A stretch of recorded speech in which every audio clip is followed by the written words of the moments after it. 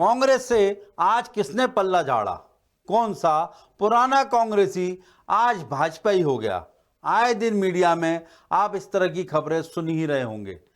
कांग्रेस को लगातार एक के बाद एक ऐसे झटके मिल रहे हैं जब कोई भी पुराना नेता लंबे समय तक कांग्रेस से जुड़े रहने के बाद इसी पार्टी पर एक तोहमत जड़ता है और बीजेपी का दामन थाम लेता है। लेकिन ऐसा हो क्यों रहा है? क्या इन नेताओं को बीजेपी सबसे पाक साफ पार्टी नजर आ रही है? कांग्रेस अगर इतनी ही गलत थी तो उससे अब तक क्यों जुड़े रहे? क्या कांग्रेसियों को भाजपाई बनाकर बीजेपी मजबूत हो रही है? ऐसे कई सवाल हैं, इनका जवाब मैं आज दूंगा। नमस्कार, मैं हूं हरीश देवेकर और आप देख रहे हैं न्यूज स्ट्राइक।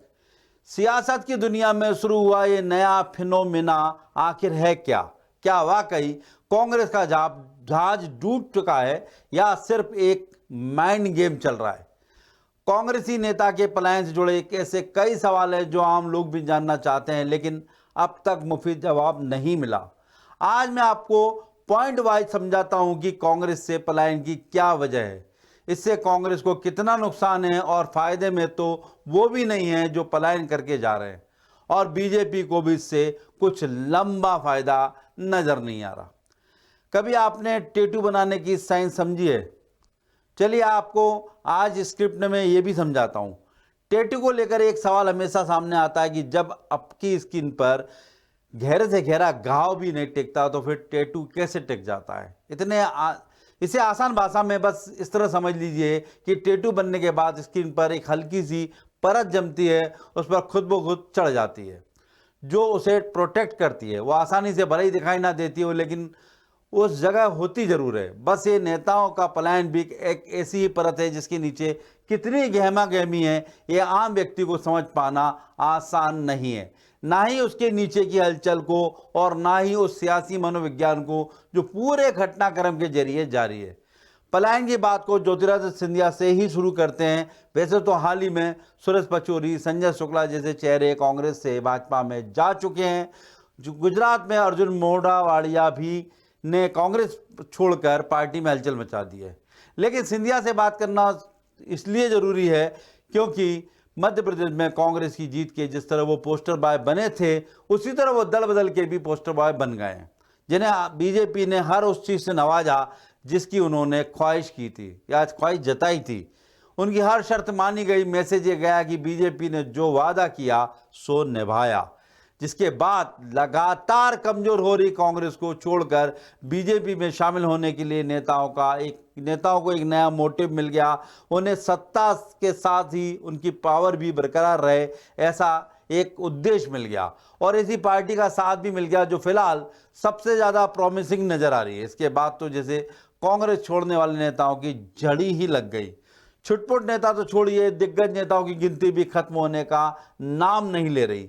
मध्य प्रदेश में कुछ दिन पहले तक कमलनाथ खुद बीजेपी का दामन थामने वाले थे, वो नहीं गए, तो अब सुरेश पचौरी और संजय शुक्ला अपने समर्थकों के साथ भाजपा के हो चुके हैं। और आज जब मैं बात कर रहा हूं तब दो पूर्व विधायक, जिसमें एक जुगल किशोर बागरी और एक आपका चौबे, अरुणोदय चौबे, जो खुरई से लगातार बीजेपी के कद्दावर मंत्री रहे, आप वर्तमान विधायक भूपेंद्र सिंह से टकराते रहे, उन पर कई केस लगे और वो बीजेपी में आना चाहते थे घबरा के, लेकिन भूपेंद्र सिंह ने स्थानीय राजनीति के चलते रोक रखा। अब वो भी आज दोनों ने ज्वाइन कर ली, और यहाँ तक कि जो दीपक जोशी, वो पूर्व मुख्यमंत्री के बेटे, अब वो भी वापस आ रहे हैं। कुल मिलाकर भाजपा में के जो गए थे वो वापस आ रहे हैं। कांग्रेस के दिग्गज नेता थे वो एक एक करके वापस माफ कीजिएगा भाजपा में जा रहे हैं, और ये सब चल रहा है। इसको देखते हुए कांग्रेस में कहीं ना कहीं बहुत बुरी तरह हलचल मची हुई। ये जीतू पटवारी ने भी कल बैठक ली और बैठक में कहा कि हमें भनक तक नहीं लगी, और सुरेश पचौरी कांग्रेस भाजपा के हो गए। सब संवाद किया, और देखिए कल की बैठक के बाद आज ये 3 विकेट और गिर रहे हैं। एक मोटे अनुमान के मुताबिक मध्य प्रदेश में अब तक करीब 62 नामी ग्रामी कांग्रेसी भाजपा में जा चुके हैं। छुटभैया समर्थकों की तो गिनती ही नहीं है। कांग्रेस छोड़ने वाले नेता अमूमन 2 कारण गिना रहे हैं। पहला यह है कि कांग्रेस राम के साथ नहीं है और इसलिए वो कांग्रेस के साथ नहीं रहेंगे। दूसरा कारण पार्टी का परिवारवाद, जो अचानक सालों पुराने नेताओं को बुरा लगने लगा। तीसरा कारण पार्टी में देश के विकास की संभावनाएं नजर न आना या अपनी अनदेखी होना। लेकिन ये सारे नेताओं पर फिट नहीं बैठता। सिंधिया, पचौरी, शुक्ला या गुजरात के अर्जुन मोडावाड़िया पर हो, इन सबको कांग्रेस ने नवाजने में कोई कसर नहीं छोड़ी। कांग्रेस ने इनको हर वो पद दिया जो देना चाहिए था। अब इनमें से कोई अपनी अनदेखी की बात करके, तो कोई राम मंदिर का हवाला देकर, कोई पार्टी में घुटन होने की बात कहकर दल बदल कर चुका है। कांग्रेस का स्टैंड यह है कि बुरे वक्त में स्वार्थी साथियों की पहचान हो रही है, लेकिन सिर्फ यह कहकर कांग्रेस संत नहीं बन सकती। पार्टी की खामियां धीरे धीरे साफ नजर आ रही हैं। लगातार फेल हो रही कांग्रेस अब भी सही समय पर सही नेता को सही जगह तैनात करने में नाकाम हो रही है। कांग्रेस सिर्फ इसी अकड़ में नहीं रह सकती कि वो मोहब्बत की दुकान सजाती रहे और उनके साथी उनके साथ नफरत दिखाकर साथ छोड़ रहे। दरअसल कांग्रेस अपने नेताओं को सही समय पर मोटिवेट नहीं कर सकी और यही दिशा है वो भटक गई और आगे नहीं बढ़ सकी। ये अकड़ मिट्टी में मिलने के में वक्त नहीं लगेगा। कांग्रेस की अकड़ मिट्टी में मिलने वक्त नहीं लगेगा, क्योंकि नेता छोटा हो या बड़ा, उसका दल बदल यही मैसेज देता है कि कांग्रेस का परिवारवाद और विचारधारा दोनों उन नेताओं के लायक है और ना देश के। मतलब कितना आप देखिए कि जो नेता कल तक कांग्रेस के गुणगान गाते थे, कांग्रेस का झंडा लेके चलते थे, कांग्रेस के बैनर तले मंत्री बने, केंद्रीय मंत्री बने, बड़े बड़े पदों पर रहे, संगठन के पदों पर रहे, और आज वो ही मतलब अवसरवादी के नाते चले गए। आम मतदाता है सोचता है कि जिस पार्टी के साथ उसके पुराने नेता ही नहीं है तो उसे वोट देकर क्या फायदा। ये एक परसेप्शन बनता है और जनता में बन रहा है। बीजेपी आज विश्व की सबसे बड़ी पार्टी बन रही है। वो लगातार कांग्रेस के उन कमजोर पत्तों को तोड़ रही है जो झड़ने की कगार पर खड़े हुए हैं। डैमेज कंट्रोल में पार्टी अगर आगे नहीं बढ़ी, कांग्रेस आगे नहीं बढ़ी, तो लोकसभा चुनाव तक चलने वाला इस सिलसिला बहुत बड़ा नुकसान कर सकता है। कांग्रेस का इतिहास 7 दशक से भी ज्यादा पुराना है। शायद इसीलिए कांग्रेस इतने झटके झेलने के बाद भी सरवाइव कर पा रही है। कोई और पार्टी होती तो अब तक धराशायी हो चुकी होती। लेकिन सिर्फ इसी दम पर नेताओं को खोना कांग्रेस के लिए नेगेटिव मार्किंग ही साबित हो रहा है। अब बात करते हैं उन नेताओं की जो अलग अलग दलील देकर पार्टी छोड़ रहे हैं। क्या उन नेताओं के लिए विचारधारा का कोई मोल है? ये राजनेता सियासत के मंजे हुए खिलाड़ी है। क्या ये बात नहीं समझ पाए कि दल बदल कर वो बीजेपी के नंबर तो बढ़ा रहे हैं, लेकिन अपनी सियासी निष्ठा पर कितने सवाल खड़े कर रहे हैं? मसलन बात पचौरी की ही लीजिए, जिन्होंने कहा कि मैं उन लोगों के साथ खड़ा नहीं हो सकता जो राम जी का आदर ना करें, इसलिए पार्टी छोड़ दी। लेकिन पचौरी जी को इस सवाल का जवाब भी देना होगा कि जब कांग्रेस ने राम को काल्पनिक बताया था या कांग्रेस के नेताओं ने बताया था, उस वक्त उनकी ये राम भक्ति क्यों नहीं जागी थी? विचारधारा में अचानक क्यों आ रहा है ये बदलाव? आज नहीं तो कल सियासी भविष्य पर भारी पड़ ही सकता है। हालांकि पचौरी अपनी पारी पूरी कर चुके हैं और अंतिम पड़ाव पर हैं। बतौर मिसाल फिर सिंधिया को ही लीजिए। दल बदल के बाद उनकी हर डिमांड पूरी हुई। वो ग्वालियर चंबल के महाराज भी बन बैठे। उनके साथ आए हर चेहरे को नवाजा भी गया। लेकिन साल 2023 के चुनाव में मामला पूरी तरह से उल्टा नजर आया।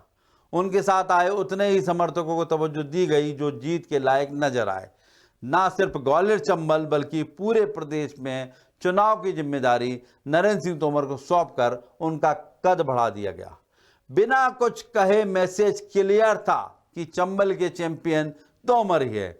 लोकसभा चुनाव के प्रत्याशियों की लिस्ट से भी ये साफ है कि तोमर का दबदबा आज भी कायम है। यानी नए और पुरानों को बीजेपी ने पूरी तरह बैलेंस कर दिया और दल बदल कर आने वाले सिंधिया का बीजेपी में वीवीआईपी स्टेटस खत्म हो गया। सब साफ है कि जितना रिजल्ट देंगे उतना ही हासिल कर सकेंगे।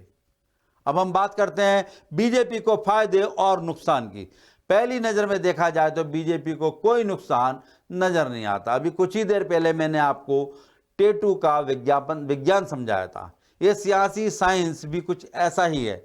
नेताओं के दल बदल से बीजेपी को ऊपरी तौर पर कोई नुकसान नहीं दिखाई देता, लेकिन बल्कि ये चेहरे बीजेपी की मजबूती और कांग्रेस की खामी और कमजोरी की तरफ इशारा कर रहे हैं, जैसा कि आम आदमी देख रहा है। लेकिन इसे एक तसल्ली देने वाली परत के नीचे असंतोष और गुस्सा उफान पर है। यानी जो कुछ हो रहा है, जो आप नंगी आंखों से बोलते हैं ना, कि कहते हैं कि नंगी आंखों से देख सकते हैं, तो माइक्रो वो लगा के देखिए, लेंस लगा के देखिए।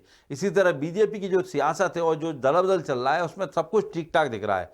लेकिन अगर माइक्रो लेंस लगाएंगे तो आपको जो टैटू वाली परत जो जम चुकी है उसके नीचे देखेंगे तो आपको असंतोष और गुस्सा उफान पर नजर आएगा। नए नेताओं के आने से हाशिए पर पहुंचे पुराने नेताओं की नाराजगी गाय बगाए ऊपर आ भी जाती है। फिलहाल बीजेपी सत्ता में है, पावरफुल है और मजबूत भविष्य गढ़ती नजर आ रही है, इसलिए नाराजगी कंट्रोल करना उसके लिए मुश्किल काम नहीं है। लेकिन ये जो अंदर ही अंदर नेता कसमसा रहे हैं, उनके असंतोष का उबाल कब तक कंट्रोल हो सकेगा? फिलहाल बीजेपी के इस गेम में सियासतदानों से ज्यादा आम मतदाता उलझ रहा है, जिसे शायद ये लग रहा है कि उनकी तरह अब राजनेता भी अच्छे दिनों के साथ आ रहे हैं। ये खेल शायद तब तक जारी रहेगा जब तक कांग्रेस अपने ही पुराने साथियों को ये यकीन नहीं दिला पाती कि वो बदल रही है। दल बदल करने वाले नेताओं के निशाने पर राहुल गांधी ही क्यों हैं, इस सवाल का जवाब तलाशना भी बेहद जरूरी है।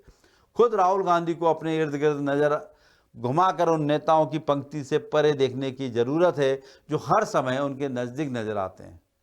मोदी सरकार की खामियां, उद्योगपतियों से उनकी नजदीकियों के मुद्दे उठाने से पहले कांग्रेस को रेट्रोस्पेक्शन की जरूरत है। उसमें जितनी देरी होगी कांग्रेस को घाटा उतना ही ज्यादा होगा। नमस्कार। इसी मुद्दे से जुड़ा हुआ हमारा आज का सवाल है, क्या लोकसभा चुनाव तक और भी कांग्रेस नेता होंगे बीजेपी में शामिल?